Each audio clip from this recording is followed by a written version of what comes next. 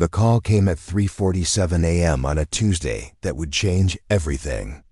Not because someone expected it to, but because someone refused to accept that impossible meant final. At 35,000 feet above the Atlantic, with 312 souls aboard and both engines. Silent, the word impossible was about to meet its match. The employee parking lot at Denver International Airport stretched like a concrete ocean under the pre-dawn darkness, spotted with islands of yellow light that barely penetrated the October chill. Before we jump back in, tell us where you're tuning in from, and if this story touches you, make sure you're subscribed, because tomorrow I've saved something extra special for you. Sarah Chen pulled her worn leather jacket tighter as she walked between the rows of cars, her footsteps echoing off the asphalt with the steady rhythm of someone who had made this journey 1,000 times before. The overnight shift at the cargo terminal wasn't glamorous work, but it paid the bills and kept her close to the machines that had defined her entire adult life.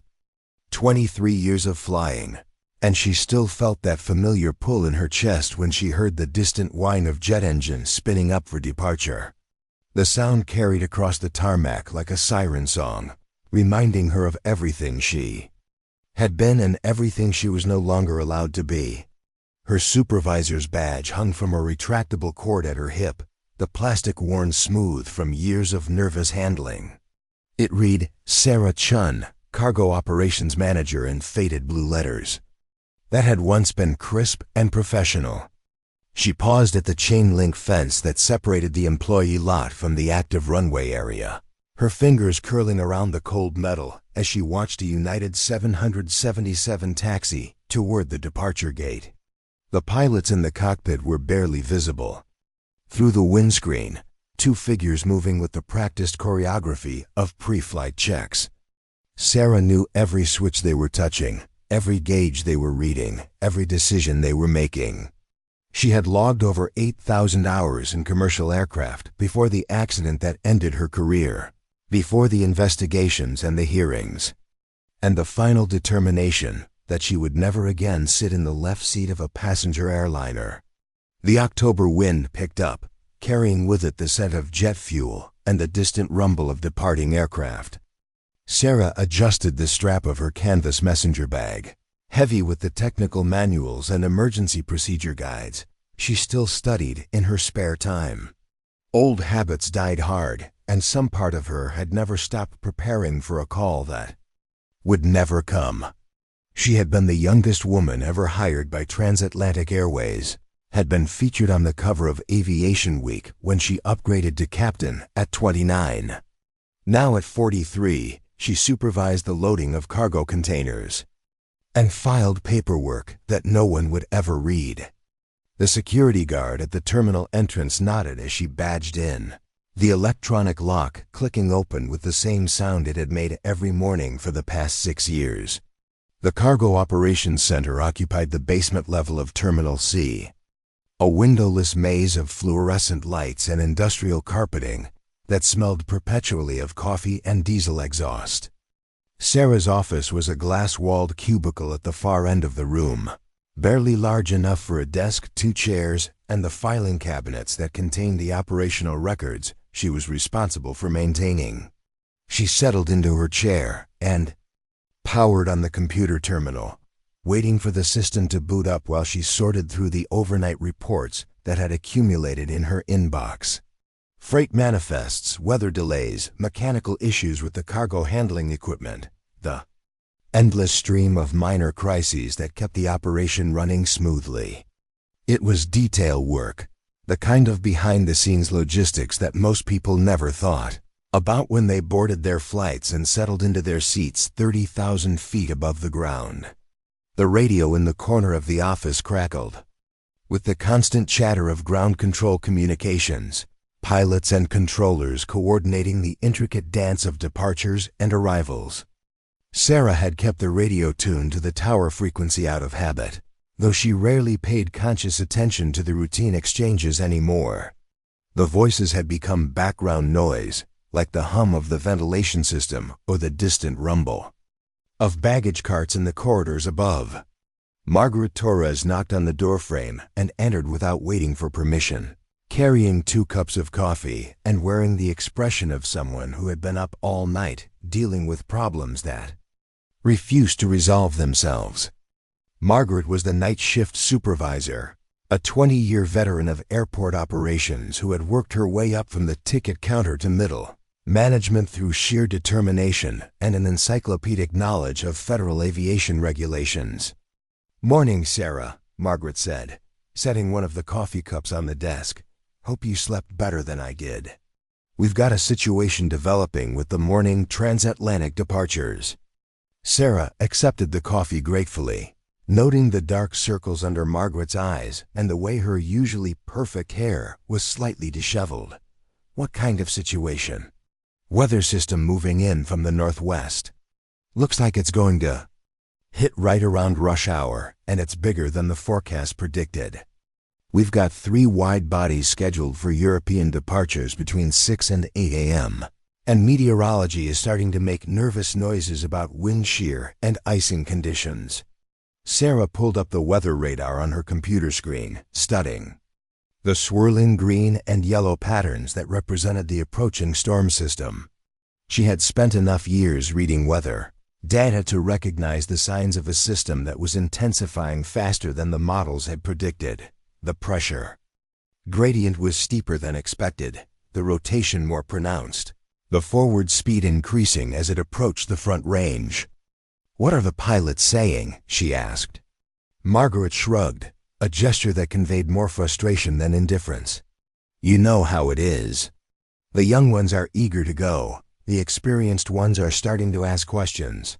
Captain Williams, on the London flight, is pushing for an early departure, wants to get out ahead of the system. But the Frankfurt crew is talking about delays, maybe even a cancellation if conditions deteriorate." Sarah nodded, her eyes still focused on the radar display. She could see the storm structure developing, the way the bands of precipitation were organizing themselves into the classic signature of a system that was about to intensify rapidly. It was the kind of weather pattern that separated the experienced pilots from the merely qualified, the kind that required not just technical skill, but the intuitive understanding that came from years of reading the sky and feeling the aircraft's response to changing conditions. "Have you talked to dispatch about alternate routing?" she asked. "That's the problem," Margaret replied. "The system is big enough that it's going to affect most of the northeastern corridor. There's no easy way around it, and the southern routes would add too much time and fuel burn. The airlines are going to have to make some tough decisions in the next few hours." Sarah leaned back in her chair, sipping her coffee and processing the information. She had been in similar situations countless times during her flying career, had sat in cockpits making the same risk assessments that the pilots upstairs were making right now. The difference was that she had always been conservative in her decision-making, had always erred on the side of caution, even when it meant disappointing passengers or disappointing management. It was a philosophy that had served her well for most of her career, right up until the moment when conservative decision-making wasn't enough to prevent the unthinkable. The radio crackled with a new transmission, a pilot requesting updated weather information for his planned departure time. Sarah recognized the voice. Captain Rebecca Martinez, one of the senior pilots for Transatlantic Airways, and one of the few people at the airline who still treated Sarah with the respect due to a former colleague rather than a former pilot who had been relegated to ground duties.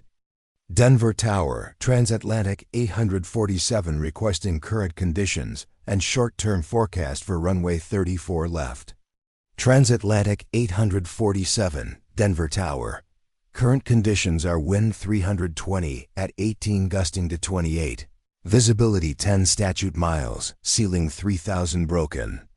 Temperature -2 Celsius. Dew point -8. Altimeter 29.85 and falling.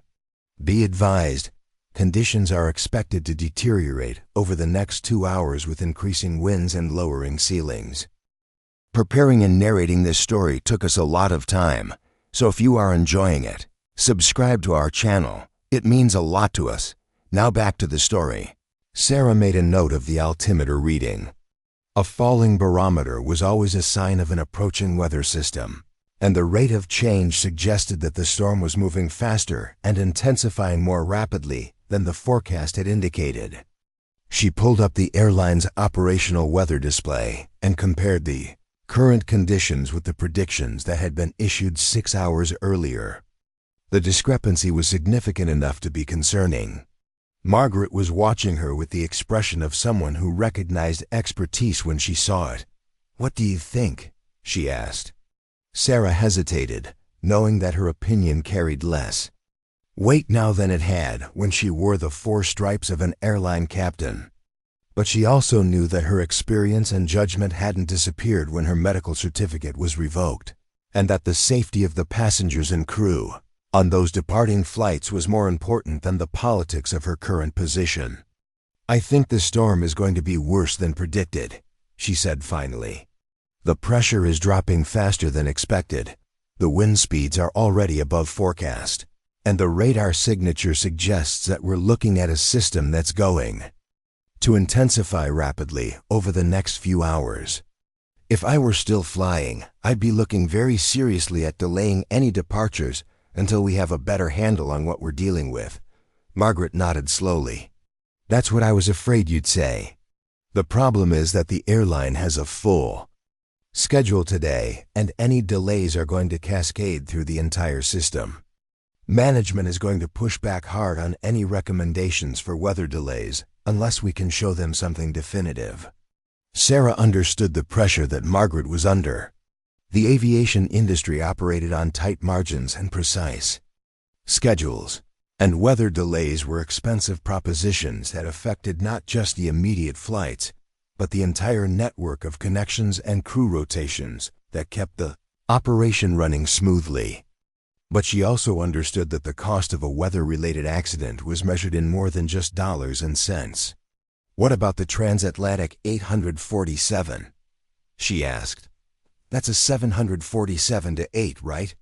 "Captain Martinez is solid, but even the best pilots can't overcome physics if the conditions deteriorate beyond acceptable limits." "Yeah, that's the London flight. Full load, 412 passengers and 18 crew. They're scheduled to depart at 0730, which puts them right in the middle of the storm's arrival time." Margaret paused, checking her watch. "That's less than 3 hours from now." Sarah pulled up the flight plan for transatlantic 847, studying the proposed route and the weather conditions along the planned track. The flight would climb out to the northeast, crossing the storm system during its initial climb phase, when the aircraft would be most vulnerable to wind shear and turbulence. Even if they managed to get airborne safely, they would be flying through deteriorating conditions for the first hour of the flight. "Has anyone talked to Captain Martinez about the situation?" she asked.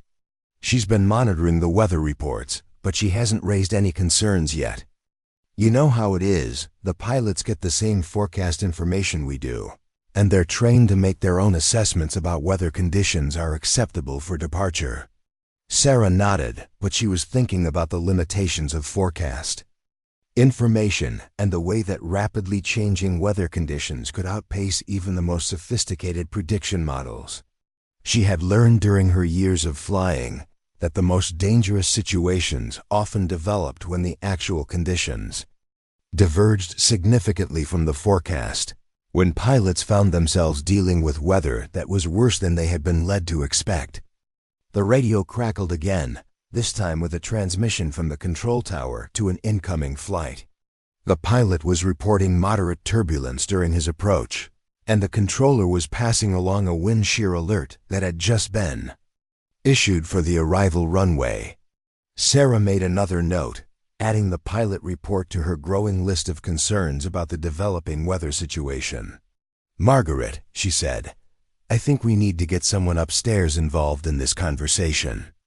The conditions are deteriorating faster than anyone expected, and we're going to have some serious decisions to make about these transatlantic departures." Margaret looked at her for a long moment, and Sarah could see the internal conflict playing out in her expression. On one hand, Margaret trusted Sarah's judgment and experience.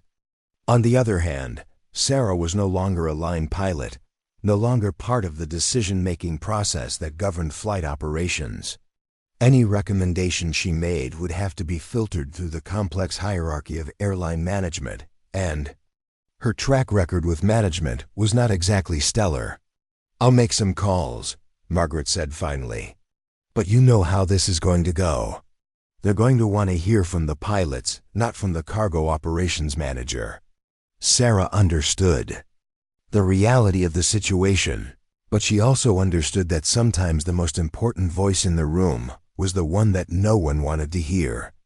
She had spent 6 years learning to live with the consequences of being right when everyone else was wrong, and she had no intention of remaining silent when she saw the same pattern of miscalculation and overconfidence that had led to the accident that ended her flying career. "Just make the calls," she said, "and make sure they understand that the conditions are changing faster than the forecast predicted. The storm is going to be here sooner and stronger than anyone expected." Margaret nodded and left the office, leaving Sarah alone with her coffee and her concerns. She turned back to the weather display, watching the storm system continue its relentless advance toward the airport. The green and yellow bands of precipitation were becoming more organized, more intense, painting a picture of a weather system that was exceeding all expectations. She thought about Captain Martinez and the 412 passengers who would be boarding Transatlantic 847 in a few hours, trusting their lives to the skill and judgment of the flight crew. She thought about the young co-pilot who would be sitting in the right seat, probably eager to prove himself on a challenging departure. She thought about the flight attendants who would be serving coffee and smiling at passengers while secretly monitoring the weather conditions and hoping for an uneventful flight. The radio continued its steady stream of communications, pilots and controllers managing the complex choreography of airport operations. But Sarah was no longer listening to the routine exchanges. She was listening for the subtle changes in tone, the slight hesitation in a pilot's voice, the extra caution in a controller's instructions that would signal the moment when routine operations began to transition into something more serious.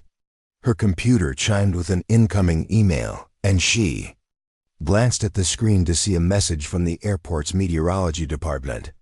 The subject line read, "Updated weather advisory, rapid intensification expected." She opened the message and read the updated forecast, her concern deepening as she absorbed the new information. The storm system was now expected to produce winds in excess of 40 knots, with gusts potentially reaching 60 knots. The ceiling was forecast to drop to 1,500 feet, with periods of reduced visibility in snow and blowing snow. Most significantly, the timing had been moved up by nearly an hour, meaning that the worst conditions would arrive just as the morning transatlantic departures were scheduled to begin. Sarah picked up her phone and dialed Margaret's extension, but got no answer. She tried the operations center and was told that Margaret was in a meeting with the airport duty manager and the transatlantic airway station manager. Sarah hung up and stared at the weather display, watching the storm system continue its advance, like a green and yellow tide across the radar screen. She thought about the chain of decisions that would be made over the next few hours, the calculations and assessments that would determine whether those flights would depart on schedule or be delayed until conditions improved. She thought about the pressure that would be applied to keep the flights on time, the economic considerations that would be weighed against the safety concerns, the human tendency to hope that conditions wouldn't be as bad as predicted. But she also thought about the responsibility that came with the knowledge she possessed, the obligation to speak up when she saw a situation developing that could put lives at risk. She had been silent once before, had deferred to authority and protocol when her instincts told her that something was wrong. The consequences of that silence had ended her flying career and haunted her dreams for 6 years. She wasn't going to be silent again. Sarah stood up and walked to the window that looked out over the cargo ramp, where ground crews were already beginning to prepare for the morning's operations. The wind was picking up, and she could see the first wisps of snow beginning to fall, illuminated by the bright lights that turned the tarmac into a stage for the complex ballet of aircraft movements and ground support operations. Somewhere above her, Captain Martinez was probably arriving at the airport, beginning her own preparation for the flight that would take her and 412 passengers across the Atlantic. She would be checking weather reports, reviewing the flight plan, conducting the pre-flight briefing with her crew. She would be making the same kinds of decisions that Sarah had made thousands of times, weighing risk against schedule, safety against economics, caution against confidence. The difference was that Captain Martinez would be making those decisions based on forecast information that was already outdated, using models that had failed to predict the storm's rapid intensification. She would be operating under the assumption that the weather would behave as predicted, that the margin of safety built into the departure procedures would be sufficient to handle the conditions she would encounter. Sarah knew better. She had seen what could happen when the weather refused to cooperate with human predictions, when the margin of safety proved insufficient, when the unthinkable became inevitable. She had lived through the consequences of those moments when expertise was ignored, when warnings were dismissed, when the cost of being wrong was measured in lives rather than dollars. The radio crackled with another transmission, and Sarah heard the tension in the pilot's voice as he reported severe turbulence on approach. The controller's response was crisp and professional, but Sarah could hear the underlying concern as he issued vectors to help the aircraft avoid the worst of the weather. The storm was still hours away from its peak intensity, but it was already making its presence felt. She walked back to her desk and pulled out her personal cell phone, scrolling through the contacts until she found the number she was looking for. Captain Martinez had given her the number years ago, back when they were both line pilots and colleagues rather than a former captain and a cargo operations manager. Sarah had never used it, had never had a reason to reach out to her former colleague. But she had a reason now. She dialed the number and waited, listening to the ringtone while she rehearsed what she would say.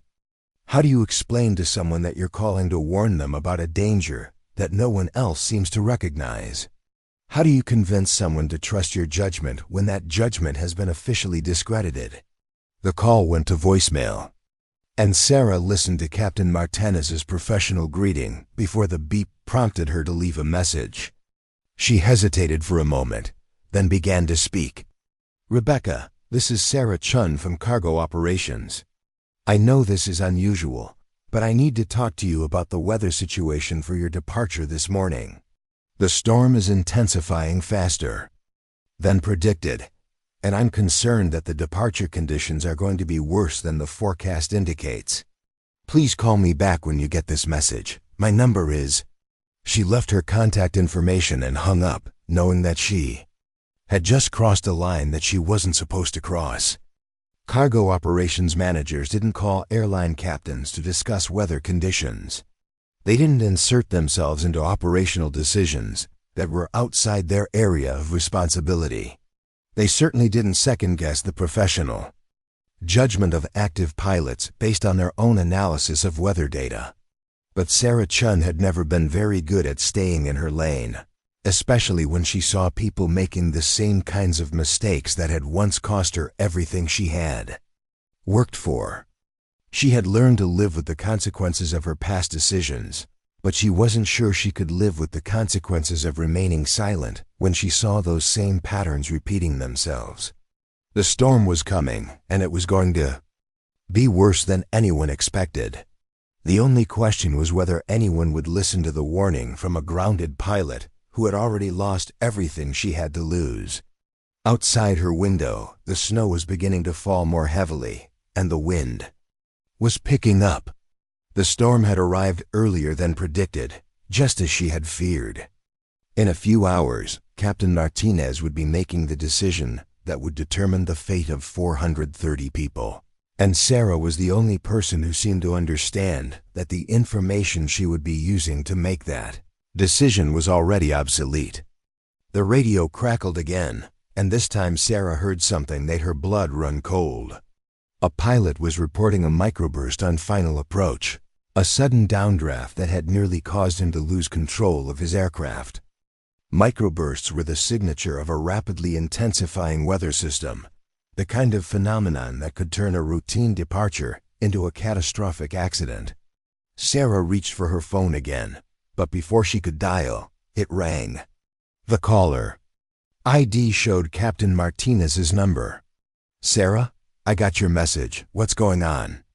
Sarah's hand trembled slightly as she answered the phone, her mind racing through everything she needed to communicate in what might be her only chance to warn Captain Martinez about the deteriorating conditions. "Rebecca, thank you for calling back. I know this is irregular, but I'm looking at weather data that's significantly worse than what's being distributed through official channels. The storm system is intensifying much faster than predicted, and your departure window is going to coincide with the worst conditions." There was a pause on the other end of the line, and Sarah could almost hear Captain Martinez processing the unusual nature of the call. Rebecca Martinez had been flying for Transatlantic Airways for 15 years, had earned her captain's stripes through competence and careful decision-making, and was known throughout the airline for her methodical approach to flight planning and risk assessment. "Sarah, I appreciate your concern, but I'm looking at the same weather reports everyone else is seeing. The conditions are marginal, but within acceptable parameters for departure. What specific information are you seeing that's different from the official forecast?" Sarah pulled up multiple weather displays on her computer screen, comparing the real-time data with the forecast that had been issued several hours earlier. The discrepancy was becoming more pronounced with each passing minute, and she could see patterns developing that suggested the storm was behaving in ways that the prediction models hadn't anticipated. "The pressure gradient is much steeper than forecast," she explained, "and the wind speeds are already exceeding the predicted maximums by 15 to 20 knots. More importantly, the radar signature shows rotation and organization that suggests this system is going to produce severe turbulence and possible wind shear conditions right around your scheduled departure time." Captain Martinez was quiet for a moment, and Sarah could hear papers rustling in the background as she presumably checked her own weather information. "I'm seeing some of what you're describing, but the official forecast still shows conditions within operational limits. The tower hasn't issued any advisories that would prevent our departure."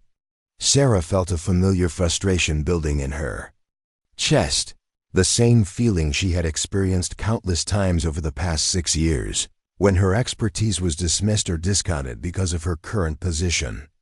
But she also understood Captain Martinez's perspective. As a line pilot, she was required to make decisions based on official information and established procedures, not on the informal analysis of a former colleague who was no longer part of the operational decision-making process. "Rebecca, I know how this sounds, and I know I'm not supposed to be calling you about this, but I've been tracking this system for the past 3 hours, and everything I'm seeing suggests that it's going to be significantly worse than anyone expects. The timing alone should be enough to give you pause. You're scheduled to depart right as the storm reaches peak intensity over the airport." The radio in Sarah's office crackled with another transmission, and both women could hear the increasing tension in the air traffic control communications.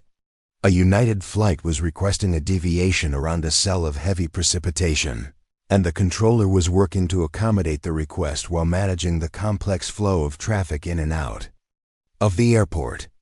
"I'm hearing the same radio traffic you are," Captain Martinez said, "but that's normal for weather like this. Controllers and pilots work around storm cells all the time. It's part of the job." Sarah knew that Captain Martinez was right about the routine nature of weather avoidance, but she also knew that there was a difference between normal weather operations and the kind of rapidly deteriorating conditions that could overwhelm even experienced pilots and controllers. She had seen what could happen when a situation transitioned from routine to emergency faster than anyone could react. "Rebecca, can you do me a favor? Can you call meteorology and ask them for an updated analysis of the storm's structure and intensity? Not just the standard forecast, but a detailed look at what the radar is actually showing right now." There was another pause, and Sarah could sense Captain Martinez weighing the request against her other pre-flight responsibilities. "Sarah, I understand your concerns, but I have a full briefing to complete, a crew to coordinate, and passengers who are expecting to depart on time. I can't spend the morning chasing down weather reports that may or may not change my operational decision." The conversation was interrupted by a knock on Sarah's office door. Margaret Torres entered with a grim expression and a stack of papers in her hand. She held up one finger to indicate that she needed to speak with Sarah immediately. "Rebecca, I need to call you back in a few minutes. Something's developing here that I need to address." "Sarah, I appreciate the call, but I really don't think. Just give me 5 minutes, please. I'll call you right back." Sarah hung up before Captain Martinez could respond and turned to Margaret, who was already spreading the papers across her desk. The documents were weather reports, pilot advisories, and operational updates that painted a picture of rapidly deteriorating conditions across the entire Denver metropolitan area. "We just got an update from the National Weather Service," Margaret said without preamble. "The storm has been upgraded to a winter weather warning, and they're predicting winds in excess of 50 knots with gusts of 70. More importantly, they're now forecasting severe icing conditions and possible thundersnow." Sarah studied the reports, noting the timestamps and the progression of increasingly serious weather warnings. Thundersnow was a rare phenomenon that combined the worst aspects of winter storms with the unpredictable violence of thunderstorms, creating conditions that could challenge even the most experienced pilots. "What's airport operations saying about departures?" she asked. "That's the problem," Margaret replied. "Airport ops is taking a wait-and-see approach, and the airlines are pressuring them to keep the runways open as long as possible. Nobody wants to be the first to start canceling flights, especially the international departures. Too much money at stake." Sarah nodded grimly, understanding the economic pressures that were influencing operational decisions. A canceled transatlantic flight represented hundreds of thousands of dollars in lost revenue, not to mention the cascade effect on connecting flights and passenger itineraries. But she also understood that the cost of an accident would dwarf any financial considerations. "Have you talked to Transatlantic about their London departure?" she asked. "I tried, but they're not interested in hearing concerns from cargo operations. They're saying that their pilots are qualified to make their own weather assessments, and that they'll follow standard procedures for dealing with marginal conditions." Sarah felt a chill that had nothing to do with the October weather outside. She had heard similar statements before, had seen how organizational pressure and schedule considerations could influence decision-making in ways that gradually eroded safety margins until an accident became almost inevitable. "Margaret, I need you to do something for me. I need you to call the airport duty manager and tell him that we have serious concerns about the weather conditions for this morning's departures. Tell him that the storm is intensifying faster than predicted, and that we think there's a significant risk of dangerous conditions during the peak departure period." Margaret looked at her with a mixture of sympathy and skepticism. "Sarah, you know they're not going to listen to us. We're cargo operations, not flight operations. They're going to tell us to stay in our lane and let the pilots make their own decisions. Then we need to make sure the pilots have accurate information," Sarah replied. "If the official channels aren't providing complete weather data, then we need to find a way to get the real situation to the people who are making life and death decisions." The radio crackled again, and this time the transmission was from Transatlantic 847. "Captain, Martinez was requesting taxi clearance for pushback from the gate, indicating that she had completed her pre-flight preparations and was ready to begin the departure process. Denver ground, transatlantic 847 requesting pushback from gate 12 with information mic. Transatlantic 847, Denver ground. Pushback approved. Taxi via Alpha to runway 34 left. Be advised, conditions are deteriorating rapidly with wind now. 330 at 25 gusting to 40. Sarah grabbed her phone and redialed Captain Martinez's number, but the call went straight to voicemail. She tried again with the same result, then realized that Captain Martinez was probably already in the cockpit going through her pre-departure checklist and wouldn't be available to take personal calls. "Margaret, I need to get upstairs to the departure gates. I need to talk to Captain Martinez before she takes off." Margaret stared at her in disbelief. "Sarah, you can't just show up at the gate and start questioning the captain's weather decision. Security won't let you through, and even if they did, you'd be interfering with flight operations. You could lose your job." Sarah was already reaching for her jacket and her security badge. She knew that Margaret was right about the risks, but she also knew that she couldn't sit in her basement office and watch a potential disaster unfold without making every possible effort to prevent it. "I've lost everything before," she said. Quietly, "I can handle losing a job. What I can't handle is sitting here knowing that I could have done something and chose not to." She headed for the door, but Margaret grabbed her arm before she could leave. "Sarah, wait. Let me make one more call. Let me try to get someone from flight operations down here to listen to your concerns. If they hear it directly from you, with your background and experience, maybe they'll take it more seriously." Sarah hesitated, torn between the desire to take immediate action and the recognition that Margaret's approach might be more effective. But as she stood there weighing her options, the radio delivered another transmission that made the decision for her. "Denver Tower, transatlantic 847 ready for departure on runway 34 left. Transatlantic 847, Denver Tower. Wind 330 at 28 gusting to 42. Cleared for takeoff runway 34 left." Sarah pulled free from Margaret's grasp and headed for the stairs that led to the main terminal level. "Make your call," she said over her shoulder, "but I'm going up there whether someone comes down here or not." The terminal was busier than usual for the early morning hour, filled with passengers who had arrived early for their flights and were now dealing with the uncertainty of weather delays and possible cancellations. Sarah made her way through the crowds toward the departure gates, her security badge allowing her access to the secure areas, but not eliminating the suspicious looks from TSA agents, who recognized that she was outside her normal area of operations. Gate A12 was located in the International Concourse, a 20-minute walk from the cargo operations area. That took her through the heart of the terminal's departure infrastructure. As she walked, she could see the storm's effects becoming more visible through the large windows that lined the concourse.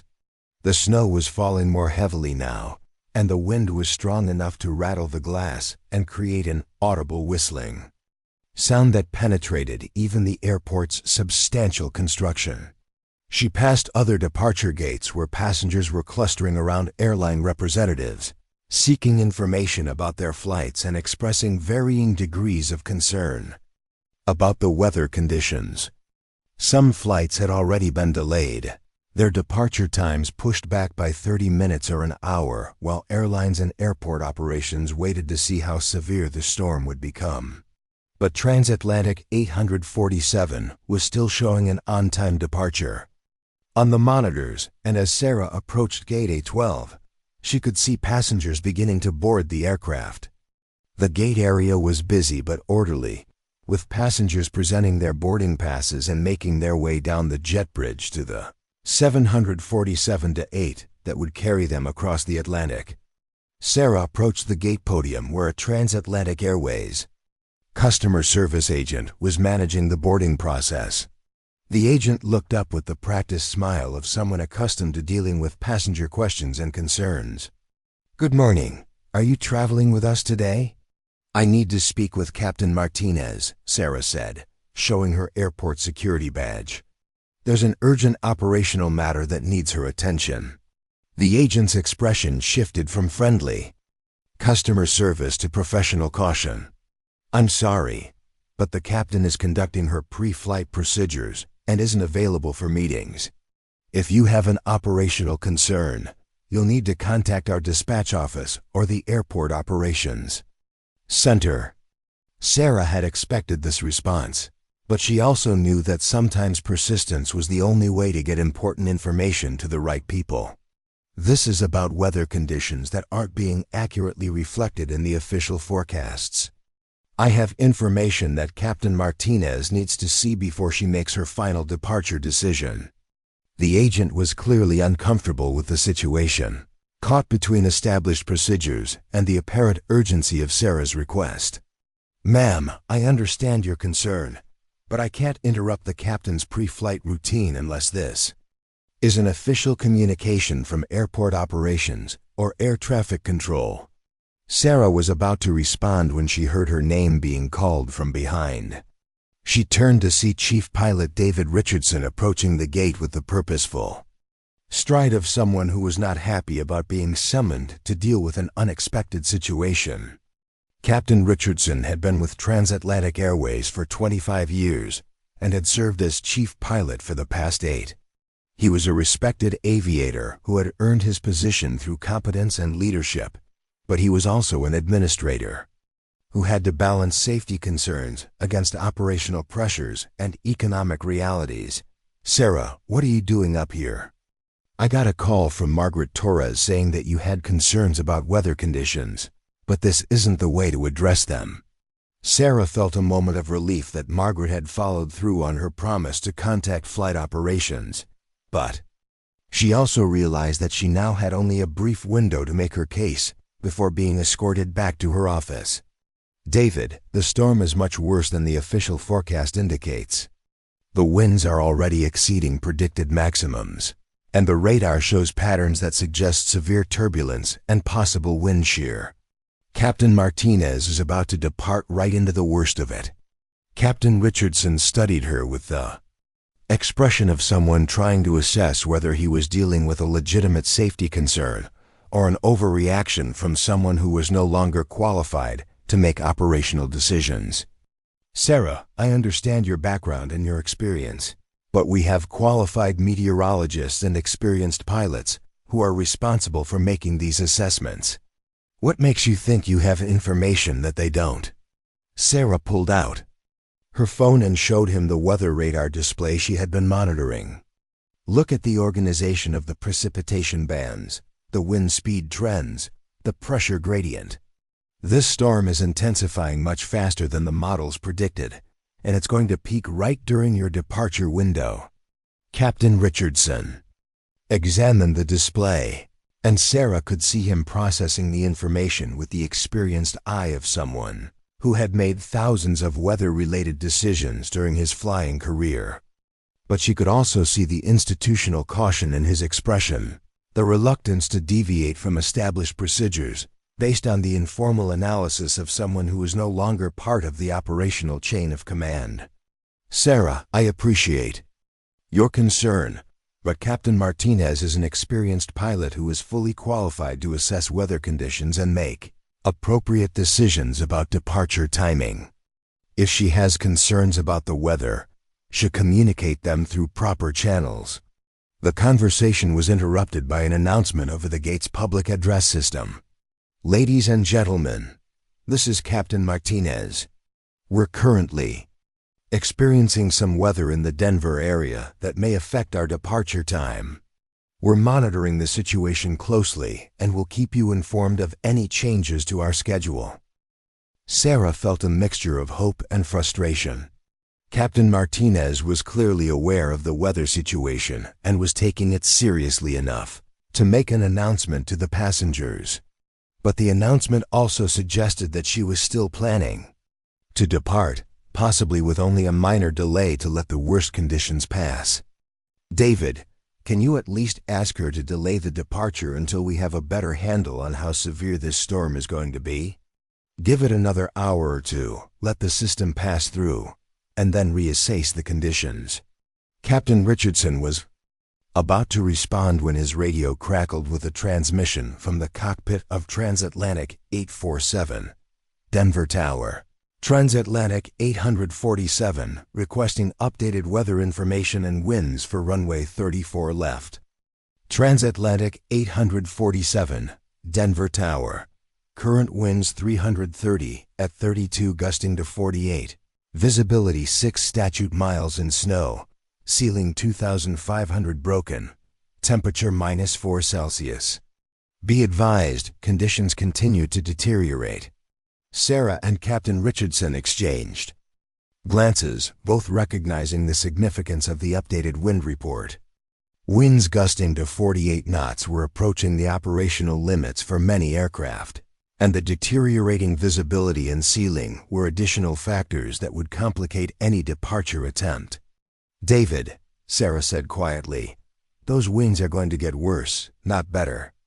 And if they're already at 48 knots on the ground, what do you think they're going to be at altitude where Captain Martinez will be trying to maintain control during her initial climb?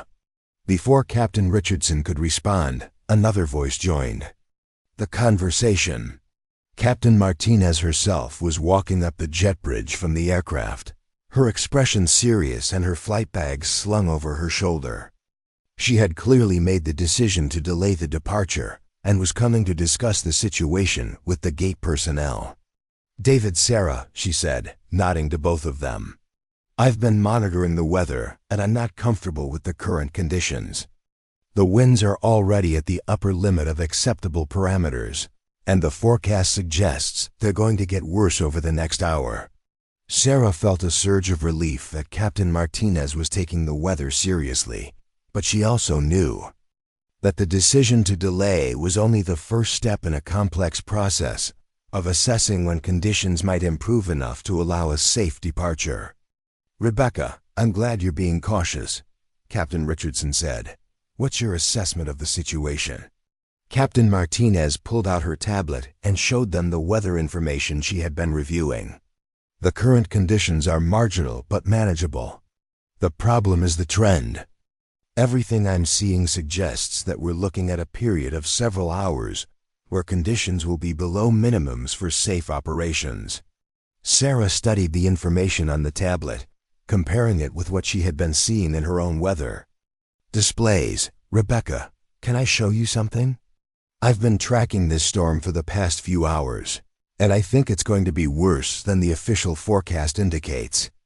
Captain Martinez looked at her with curiosity rather than dismissal, and Sarah realized that this might be her opportunity to share the analysis she had been developing. She pulled out her phone and showed Captain Martinez the same radar displays she had shown Captain Richardson. Look at the structure of the storm, she said, pointing to specific features on the display. See how the precipitation bands are organizing themselves? That's a sign of rotation and intensification that usually leads to severe turbulence and wind shear. And look at the timing. The worst conditions are going to coincide exactly with your planned departure window. Captain Martinez studied the displays with the focused attention of someone who was accustomed to making critical decisions based on incomplete information. This is more detailed than what I've been getting from our weather services, she said. Where are you getting this data? Multiple sources, Sarah replied. Airport meteorology, National Weather Service, and some specialized aviation weather sites that provide more detailed analysis than the standard briefings. I've been comparing the forecast with the actual observed conditions, and there's a significant discrepancy that suggests the storm is behaving differently than predicted. Captain Richardson was listening to the conversation with the expression of someone who was beginning to recognize that they might be dealing with a more serious situation than anyone had initially realized. Sarah, if you have access to weather information that's more accurate than what our pilots are receiving, Why isn't that information being distributed through official channels? Because the official channels are designed to provide standardized information that covers broad geographic areas and general conditions, Sarah replied. What I'm doing is looking at the specific situation for this airport at this specific time, combining multiple data sources to get a more detailed picture of what's actually happening. The radio crackled again, and they could hear air traffic control issuing a wind shear alert for all runways. The transmission was followed by a pilot report from an aircraft that had just landed, describing moderate to severe turbulence during the approach and recommending that departing aircraft consider delaying until conditions improved. Captain Martinez made a decision. I'm canceling the departure, she announced. The conditions are deteriorating too rapidly, and I'm not willing to risk the safety of my passengers and crew based on a forecast that may not be accurate. Sarah felt a wave of relief wash over her, knowing that 430 people would not be taking off into conditions that could have proven catastrophic. But she also knew that the decision to cancel would create a cascade of problems for the airline, including passenger rebooking, crew scheduling issues, and significant financial losses. Captain Richardson nodded his approval of Captain Martinez's decision, but his expression suggested that he was already thinking about the operational and economic implications. Rebecca, I support your decision completely. Safety has to be our top priority. But we're going to need to move quickly to minimize the impact on our operation and our passengers.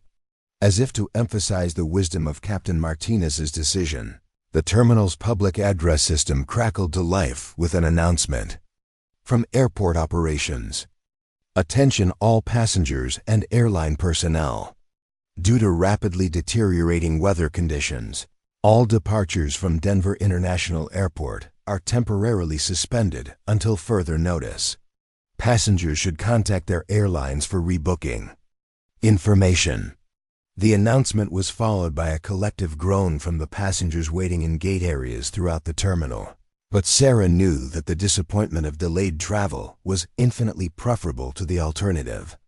She thought about all the flights that would not be taking off that morning, all the pilots who would not be testing their skills against a storm that had exceeded every prediction.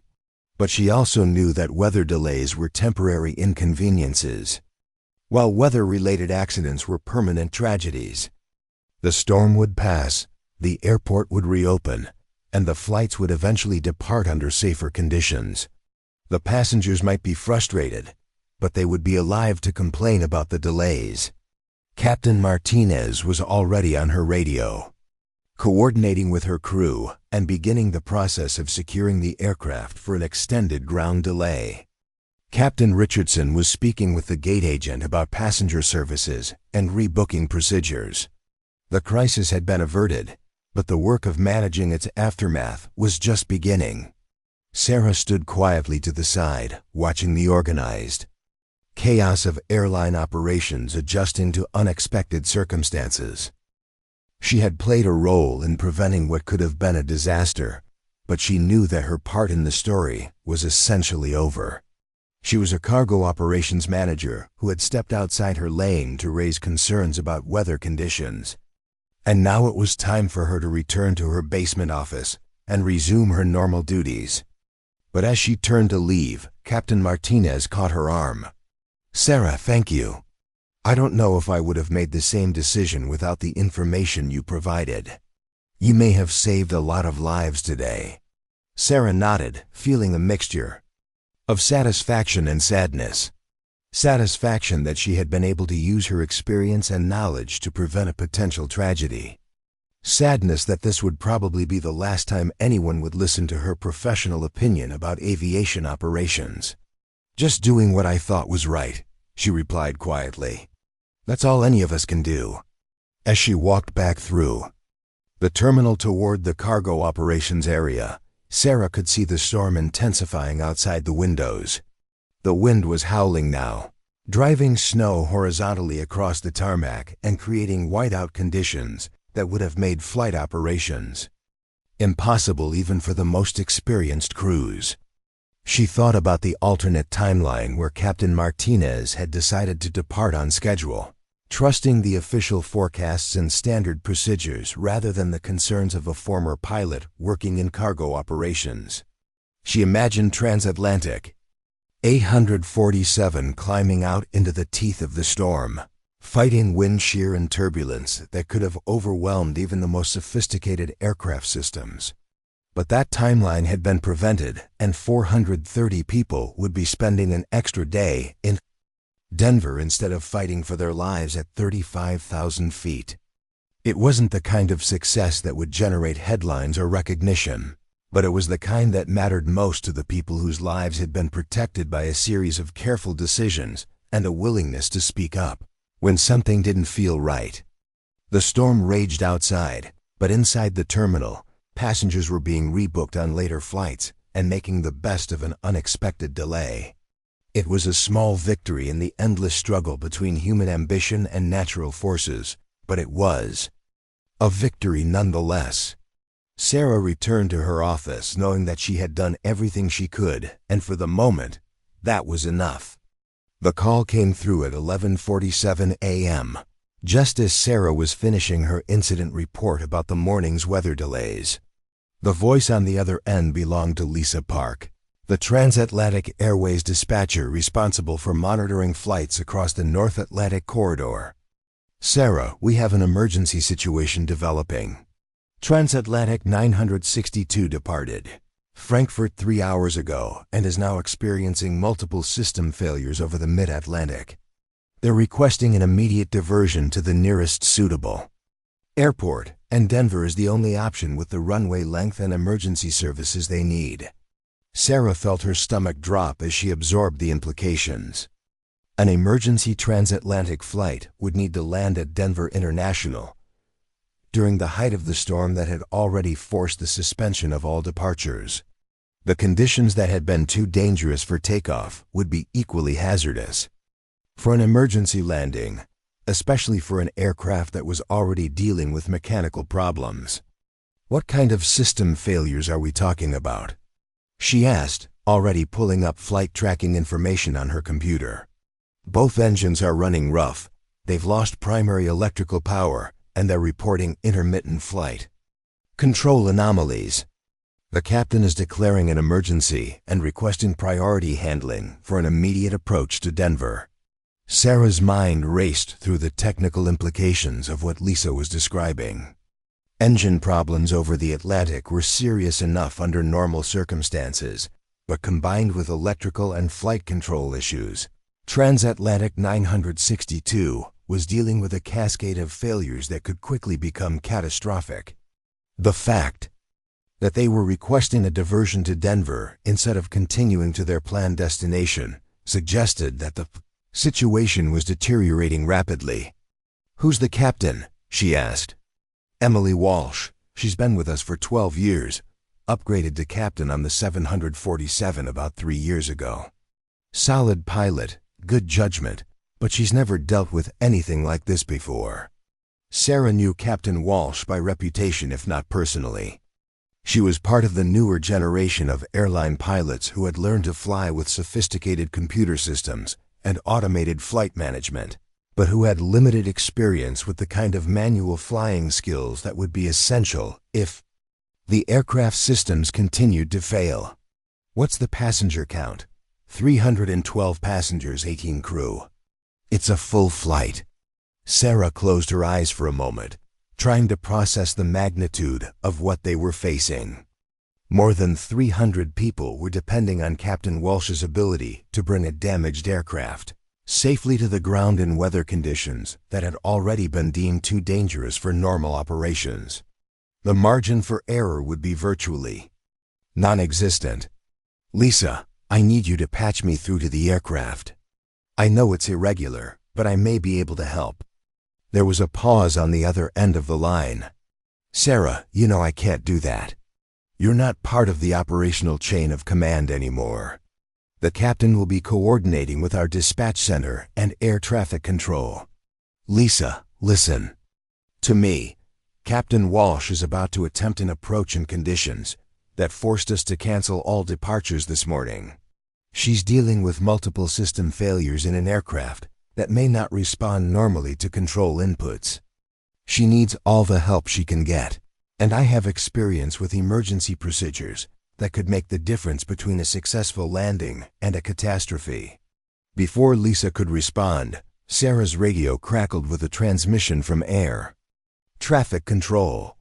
The controller's voice was tense but professional as he coordinated the emergency approach. Transatlantic 962, Denver approach. Confirm your emergency status and nature of the difficulties.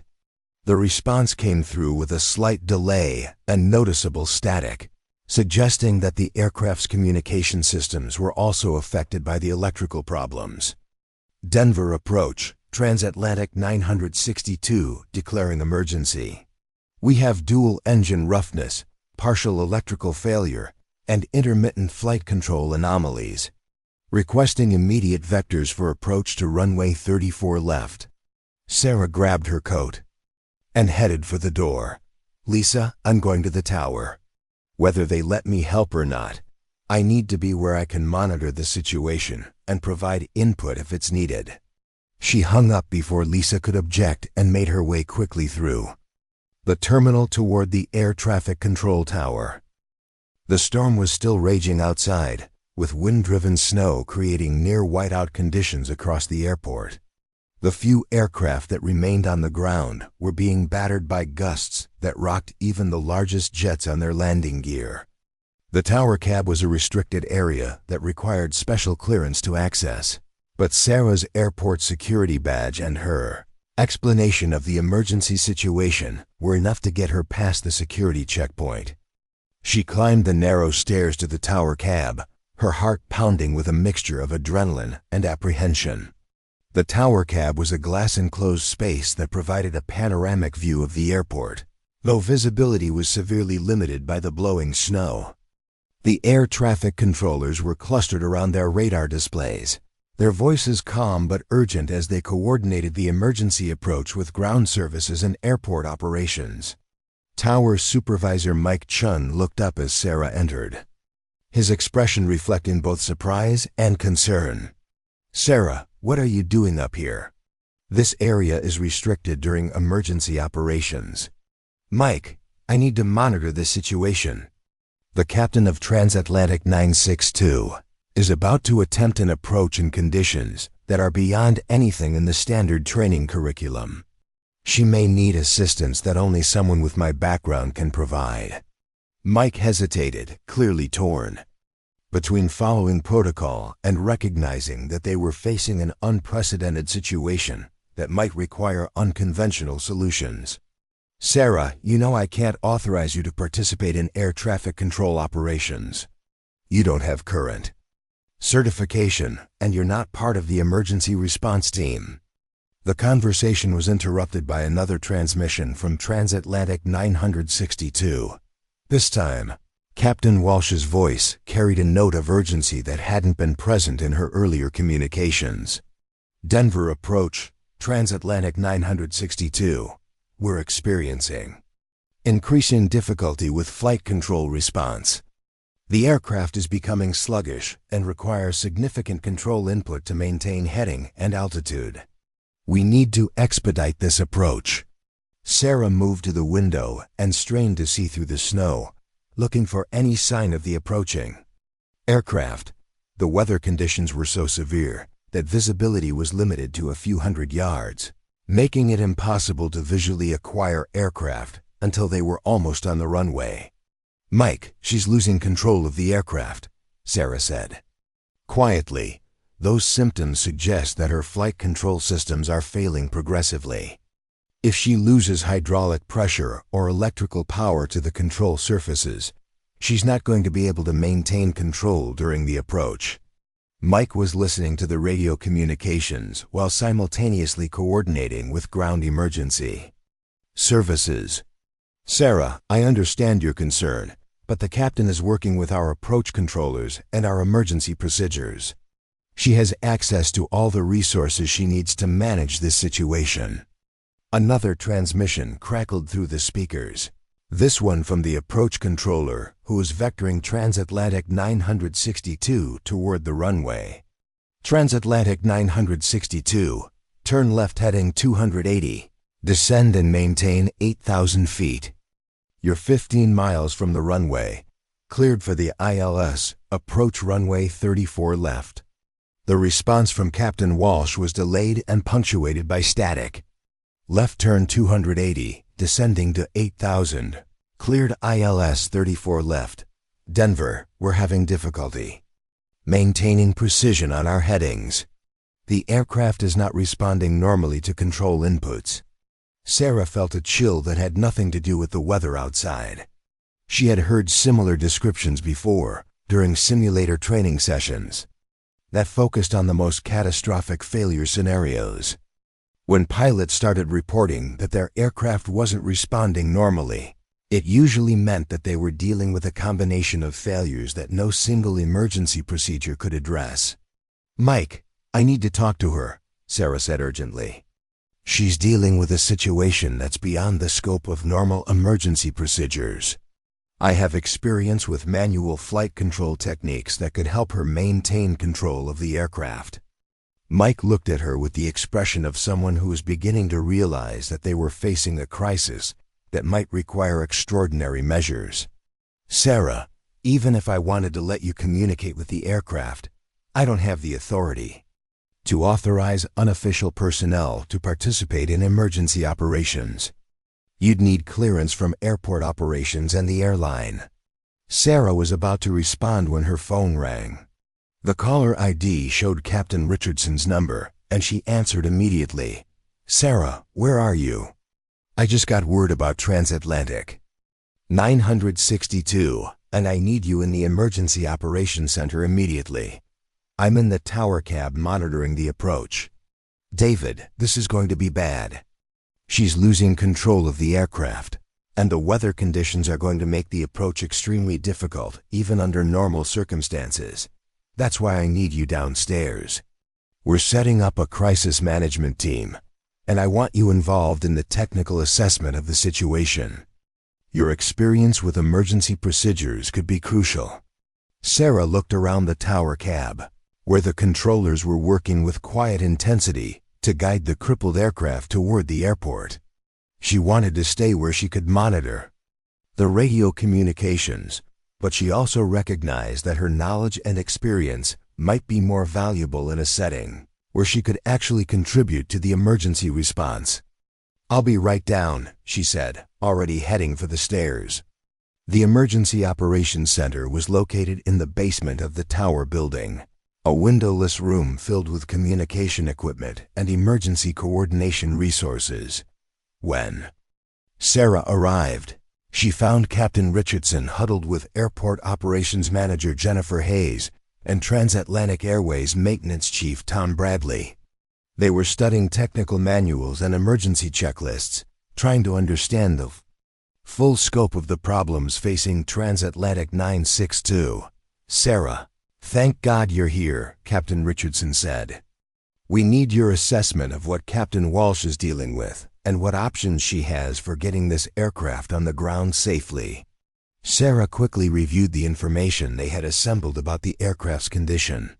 The technical details painted a grim picture of cascading system failures that were compromising the crew's ability to control the aircraft.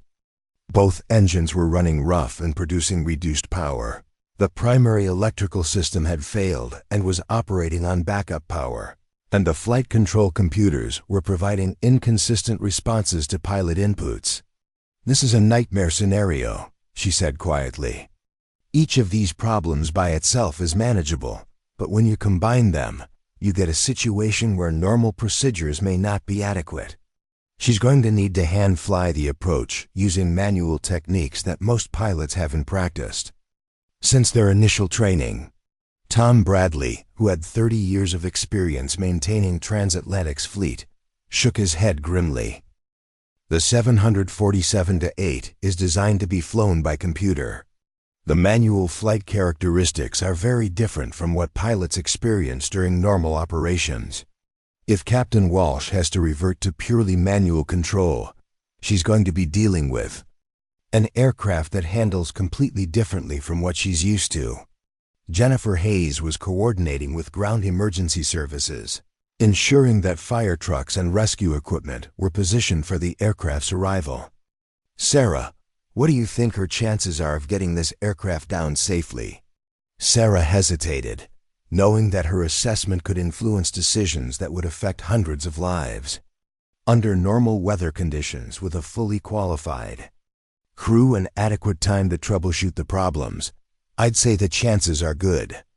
But she's attempting this approach in severe weather conditions, with multiple system failures and limited time to adapt to the aircraft's degraded performance.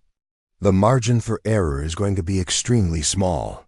The radio crackled with another transmission from Transatlantic 962, and Captain Walsh's voice carried increasing strain as she struggled to maintain control of the aircraft. Denver approach. Transatlantic 962. We're having significant difficulty maintaining our approach parameters. The aircraft is not responding to normal control inputs, and we're experiencing severe turbulence. Request immediate vectors to final approach course. The approach controller's response was calm but urgent. Transatlantic 962, turn right heading. 340, you're drifting left of course. Descend and maintain 6,000 feet, you're 10 miles from the runway. Sarah could hear the stress in both voices, the pilot struggling to control an aircraft that was no longer behaving predictably, and the controller trying to guide her toward the runway while compensating for the aircraft's erratic flight path. "David, I need to talk to her," Sarah said. "She needs guidance on manual flight techniques that aren't covered in the standard emergency procedures. Without that guidance, she's going to be flying blind into a situation that could quickly become uncontrollable." Captain Richardson nodded, finally recognizing that the situation had moved beyond the scope of normal emergency procedures. "Jennifer, can we establish a direct communication link between Sarah and the aircraft?" Jennifer Hayes was already reaching for her radio. "I'll patch Sarah through on the emergency frequency. Captain Walsh can choose whether or not to accept the assistance." A moment later, Sarah heard her own voice echoing through the emergency operations center as Jennifer established the communication link. "Transatlantic 962, this is Denver Emergency Operations. We have a technical consultant available who has extensive experience with manual flight control procedures. Are you willing to accept assistance?" The response came back immediately, and Sarah could hear the relief in Captain Walsh's voice. "Denver Emergency, Transatlantic 962. Yes, we'll take any help we can get. We're having extreme difficulty controlling the aircraft."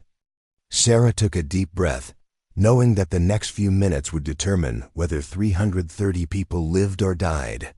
"Captain Walsh, this is Sarah Chen. I'm a former transatlantic captain with experience in emergency procedures. Can you describe exactly what control problems you're experiencing?" "Sarah, thank God. The aircraft is extremely sluggish in all control axes. It takes excessive force to achieve any control response, and there's a significant delay between control input and aircraft response. The autopilot is inoperative, and the flight management system is providing erratic guidance." Sarah nodded, recognizing the symptoms of an aircraft that had lost most of its computer-assisted flight control systems. "Captain Walsh, you're going to need to fly this approach manually using techniques that compensate for the degraded control response. The key is to make all control inputs slowly and smoothly, and to anticipate the aircraft's response rather than reacting to deviations." "I'm listening," Captain Walsh replied. "We're 8 miles out and having trouble maintaining the glide path."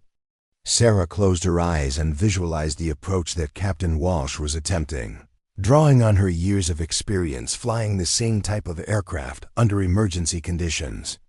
"Captain Walsh, reduce your approach speed by 10 knots below normal. The reduced power from your engines means you'll need to fly a shallower approach angle to maintain adequate airspeed." Use very small control inputs and hold them longer than you normally would. Copy, reducing speed and adjusting approach angle. The radio was quiet for a moment, then Captain Walsh's voice returned with a note of surprise. Sarah, that's helping. The aircraft is responding better to smaller inputs. Sarah felt a surge of hope, but she knew that the most difficult part of the approach was still ahead. Captain Walsh, as you get closer to the runway, the wind shear and turbulence are going to increase dramatically. You'll need to be ready to make rapid power adjustments to compensate for changing wind conditions. Understood. We're 6 miles out, and the approach is stabilizing. Tom Bradley was monitoring the aircraft's engine parameters on his maintenance computer, and his expression was growing increasingly concerned. Sarah, her engine temperatures are climbing, and the power output is decreasing. She may not have enough power to execute a go-around if this approach doesn't work. Sarah felt a chill as she realized the full implications of what Tom was saying. If Captain Walsh couldn't get the aircraft on the ground on this approach, she might not have enough engine power to climb back to altitude and attempt another landing. This could be their only chance. Captain Walsh, be aware that your engines are showing signs of increasing distress. You may not have the option of a missed approach, so we need to get this approach right the first time. There was a pause before Captain Walsh responded, and when she did, her voice was steady despite the gravity of the situation. Understood, Sarah. We're committed to this approach. The next transmission came from the tower controller, his voice tense as he watched the aircraft's erratic progress on radar. Transatlantic 962. You're 3 miles from the runway. Winds 330 at 35 gusting to 50. You're slightly left of centerline. Recommend heading 345 to correct. Sarah could visualize the approach in her mind. The massive aircraft struggling against powerful crosswinds, while Captain Walsh fought to maintain control with degraded flight systems. Every pilot's nightmare was an emergency approach in severe weather, and Captain Walsh was living through the worst-case scenario. Captain Walsh, the crosswind is going to require a significant crab angle during the approach, but you'll need to align the aircraft with the runway centerline just before touchdown. In your current condition, that transition is going to be the most critical part of the approach. Copy, Sarah.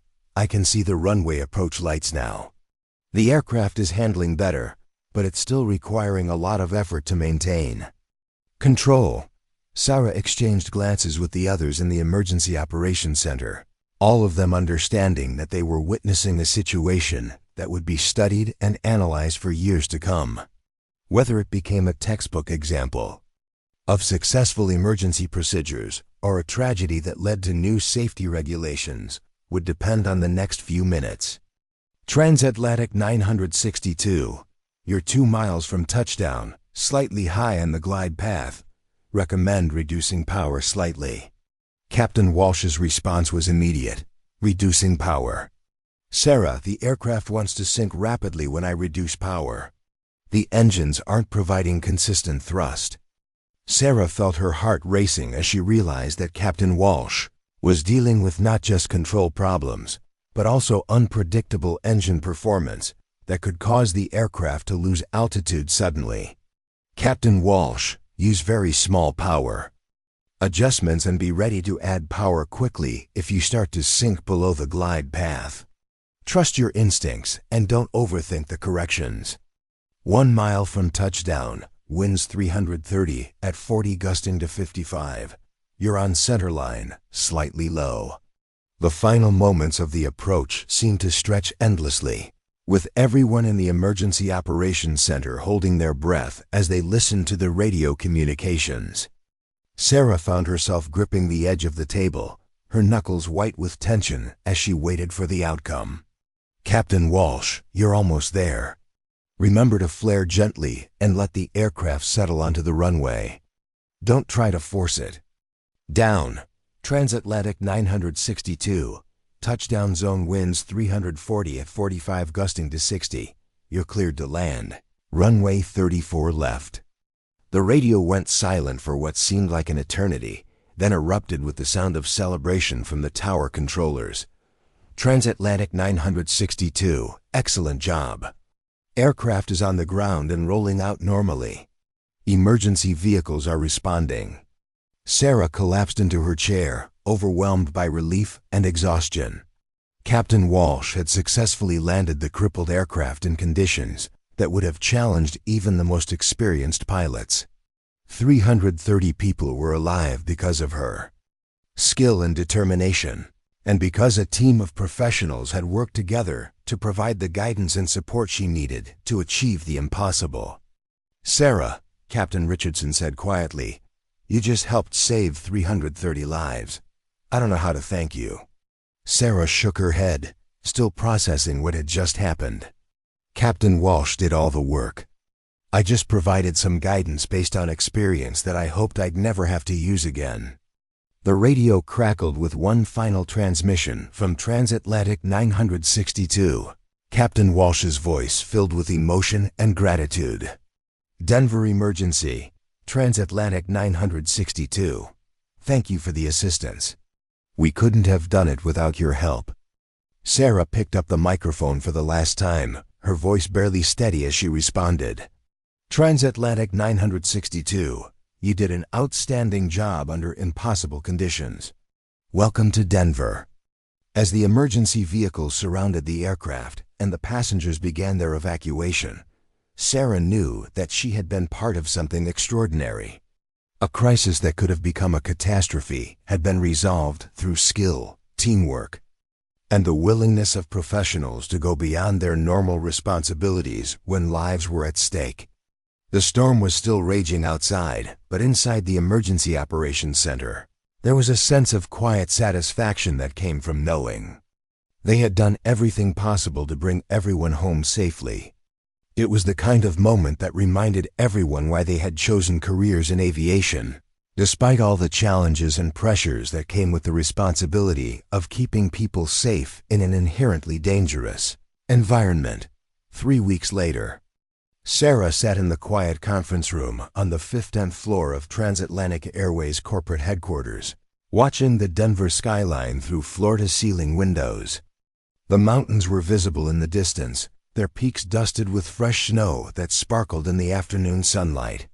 It was a far cry from the basement office where she had spent the last 6 years, and the change in perspective felt both surreal and oddly appropriate.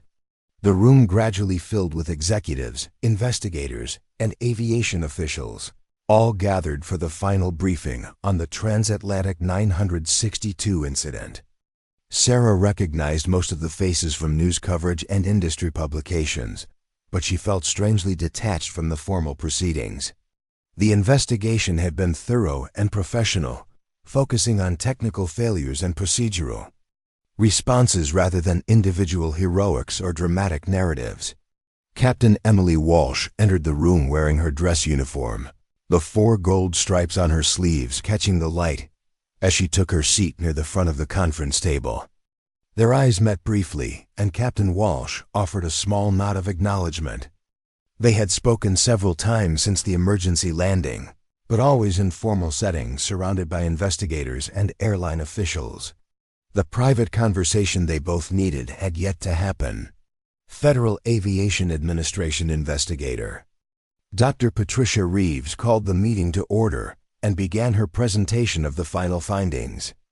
The technical analysis was comprehensive and methodical, detailing the cascade of failures that had nearly brought down Transatlantic 962.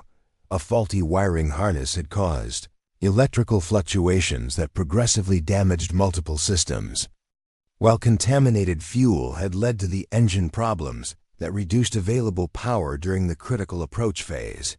The investigation has determined that the crew of Transatlantic 962 performed exceptionally under extremely challenging circumstances, Dr. Reeves announced. Captain Walsh's decision to accept technical guidance from ground personnel was instrumental in the successful outcome of this emergency. Sarah listened to the formal language and technical terminology, but her mind kept drifting to the human. elements that couldn't be captured in official reports. The fear in Captain Walsh's voice during those final moments of the approach.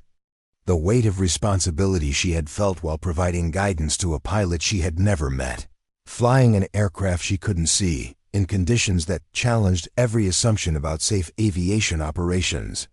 Transatlantic Airways CEO Richard Morrison stood to address the assembled group, his remarks focusing on the airline's commitment to safety and the importance of learning from emergency situations. The events of that October morning demonstrate the value of experience and expertise, regardless of where that expertise resides within our organization, he said, his gaze settling on Sarah. We are implementing new procedures to ensure that technical knowledge and emergency guidance can be more effectively utilized during crisis situations. The announcement that followed surprised everyone in the room, including Sarah. Transatlantic Airways was creating a new position within their Flight Operations Department, Director of Emergency Procedures and Technical Advisory. The role would involve developing emergency response protocols, providing technical guidance during crisis situations, and training pilots in advanced manual flight techniques that had largely been forgotten in the age of automated aircraft systems. We are pleased to announce that this position will be filled by Sarah Chen, whose expertise and guidance were crucial to the successful resolution of the Transatlantic 962 emergency. Morrison continued. Ms. Chen will be returning to flight operations in a capacity that utilizes her unique experience and knowledge. Sarah felt a mixture of emotions as the room erupted in polite applause. Pride at being recognized for her contribution to aviation. Safety. Relief that her years of exile from the flight operations world were coming to an end. And uncertainty about whether she was ready to return to an environment that had once rejected her so completely. After the formal proceedings concluded, Sarah found herself standing alone by the windows, watching aircraft take off and land at Denver International Airport in the distance. The storm that had nearly claimed Transatlantic 962 was long gone, replaced by clear skies and the normal rhythm of commercial aviation operations. Captain Walsh approached quietly and stood beside her, both women watching the distant aircraft with the practiced eye of pilots, who understood the complexity behind each routine departure and arrival. I never properly thanked you, Captain, Walsh said. Not just for the technical guidance, but for believing that we could get that aircraft on the ground safely when I wasn't sure I believed it myself. Sarah turned to face her, seeing not the composed airline captain from the news coverage, but the pilot who had faced an impossible situation and found a way to bring everyone home. You did all the hard work, Sarah replied. I just reminded you of techniques that you already knew but had never needed to use. That's not true, and you know it, Captain Walsh said firmly. Those manual flight control techniques aren't taught anymore, not really. We learned them in initial training, and then spend our entire careers flying with computer assistance. Without your guidance, I would have been trying to fly that approach using automated techniques that weren't working with the damaged systems. They stood in comfortable silence for a moment, both understanding that their lives had been changed by those few minutes of radio communication over a storm-lashed airport. Captain Walsh had become an accidental hero, her name associated with one of the most successful emergency landings in commercial aviation history. Sarah had found her way back to the profession that had defined her identity, though in a role she could never have imagined. What are you going to do now? Captain Walsh asked. Sarah considered the question, thinking about the new position and the responsibilities it would entail. I'm going to try to make sure that other pilots have the knowledge and training they need when their computers stop working and they have to rely on basic flying skills. And I'm going to hope that the lessons learned from your experience can prevent similar situations in the future. Captain Walsh nodded, understanding the broader implications of their shared experience. I've been thinking about that night a lot, about how close we came to losing everyone, And how many factors had to align perfectly for us to succeed? The weather breaking, just enough to allow the approach. Your expertise being available when we needed it. The aircraft holding together, long enough to get us on the ground. That's aviation, Sarah replied. It's always been about managing risks and preparing for situations that you hope you'll never encounter. The difference now is that we're flying aircraft that are so sophisticated that we've forgotten some of the fundamental skills that our predecessors took for granted. The conversation was interrupted by the arrival of Chief Pilot David Richardson, who had been searching for Sarah throughout the building. Sarah, congratulations on the new position. I can't think of anyone better suited for this role. Sarah smiled, remembering the skepticism and resistance she had encountered from Richardson during the emergency. Thank you, David. I'm looking forward to working with you again, though hopefully under less dramatic circumstances. Richardson laughed, but his expression quickly turned serious. Sarah, I owe you an apology. I should have listened to your weather concerns more carefully that morning, and I should have recognized the value of your expertise sooner. The airline is fortunate that you were willing to step forward when Captain Walsh needed help. We all did our jobs, Sarah replied diplomatically. The important thing is that we learned from the experience and found ways to improve our emergency response procedures. As the group began to disperse, Sarah found herself thinking about the circular nature of her career journey. 6 years ago, she had been grounded after an incident that had called her judgment into question. The investigation had found that she had made the right decisions based on the information available to her, but the outcome had been negative enough to end her flying career. She had spent years working in obscurity, her expertise unrecognized, and her contributions minimized. Now she was returning to flight operations with a level of responsibility and recognition that exceeded anything she had achieved as a line pilot. The emergency that had nearly claimed Transatlantic 962 had also provided her with an opportunity to demonstrate that experience and knowledge retained their value even when official procedures proved inadequate.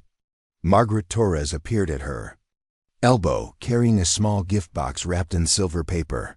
I wanted to give you this before you officially transfer to your new office, she said with a smile. It's been an honor working with you in cargo operations, even though I always knew you belonged somewhere else.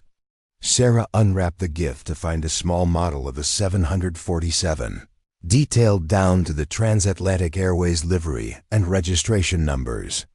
The inscription on the base read, "To Sarah Chen, who never stopped being a pilot, even when the rest of us forgot." Margaret, thank you. This means more to me than any official recognition. I know it does, Margaret replied. That's why I knew you were the right person to call Captain Walsh when she needed help. You never stopped caring about the safety of the people in those aircraft, even when you weren't allowed to fly them anymore. As Sarah prepared to leave the conference room for the last time as a cargo operations manager, she reflected on the unexpected turns that had brought her to this moment. The storm that had threatened to destroy Transatlantic 962 had also created the conditions that allowed her to demonstrate her continued value to the aviation community. The emergency that could have ended in tragedy had instead become the catalyst for positive change. She thought about the 330 passengers who had boarded Transatlantic 962 in Frankfurt, trusting their lives to the skill and judgment of Captain Walsh and her crew. Most of them would probably never know how close they had come to disaster or how many different factors had contributed to their safe arrival in Denver. They would remember the emergency landing as an inconvenience and an interruption to their travel plans, not as a demonstration of human expertise overcoming technological failure. But Sarah knew that the true measure of success in aviation wasn't the recognition or praise that followed a successful emergency response. It was the absence of headlines, the routine nature of flights that departed and arrived safely every day, the thousands of passengers who reached their destinations without ever realizing how many dedicated professionals had worked to ensure their safety. The new position would allow her to contribute to that effort in ways she had never imagined possible. She would be working with pilots to develop and maintain the manual flying skills that technology had made seemingly obsolete.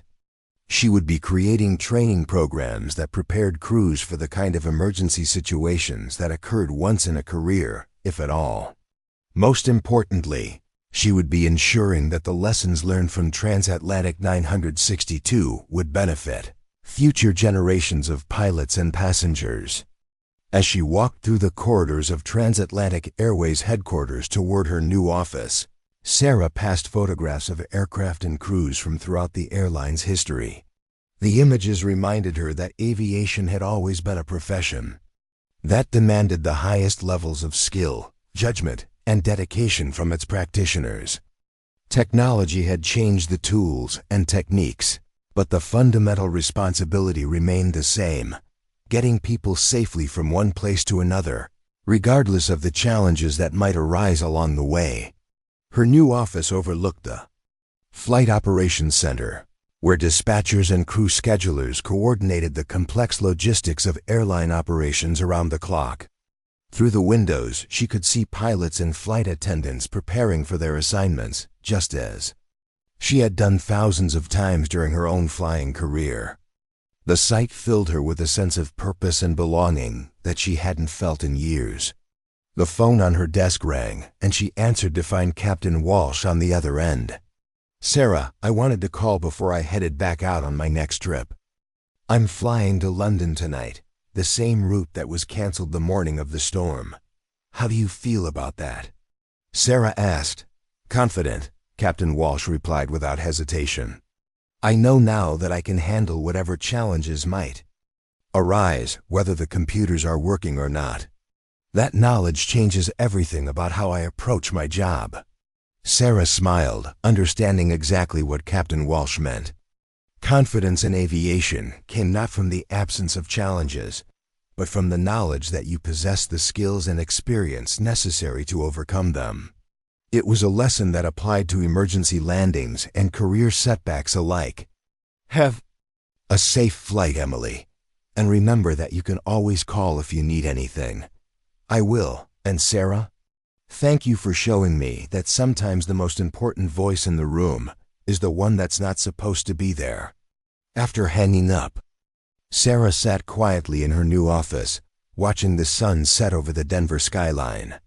In a few hours, Captain Walsh would be pushing back from the gate for her flight to London, carrying passengers who trusted her to deliver them safely to their destination. The aircraft would be equipped with the latest technology and safety systems, but ultimately their safety would depend on the skill and judgment of the human beings in the cockpit. Sarah's job would be to ensure that those human beings possessed not just the technical knowledge required by regulations and training programs, but the deeper understanding that came from experience and the willingness to act decisively when circumstances demanded it. It was a responsibility that she embraced with the same dedication that had defined her entire career in aviation. The emergency that had nearly claimed Transatlantic 962 had reminded everyone in the industry that technology was a tool, not a replacement for human expertise. The most sophisticated aircraft systems could fail, leaving pilots to rely on fundamental skills that had been developed over decades of aviation history.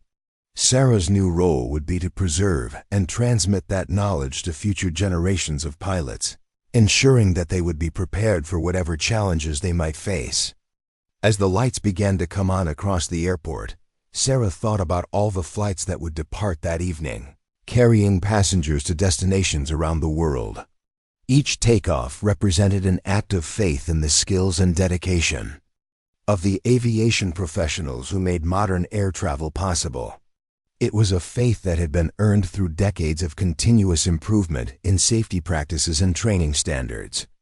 The story of Transatlantic 962 would become part of that ongoing effort to improve aviation safety, a reminder that experience and expertise remain valuable even in an age of advanced technology. More importantly, it would serve as inspiration for other professionals who might find themselves in positions where their knowledge could make the difference between success and failure. Sarah settled into her chair and began reviewing the training materials that would form the foundation of her new programs. Outside her window, aircraft continued their eternal dance of departures and arrivals, each one carrying people who trusted that their pilots possessed the skills necessary to bring them home safely. It was a trust that Sarah had dedicated her career to honoring, and one that she would continue to uphold in her new role. The storm had passed, but the lessons it had taught would endure. Sometimes the most important contributions came from unexpected sources, and sometimes the greatest victories were measured not in recognition or reward, but in the simple fact that everyone made it home safely. In the end, that was what aviation was really about: the quiet professionalism of people who did their jobs with excellence, ensuring that the miraculous routine of flight continued day after day, year after year.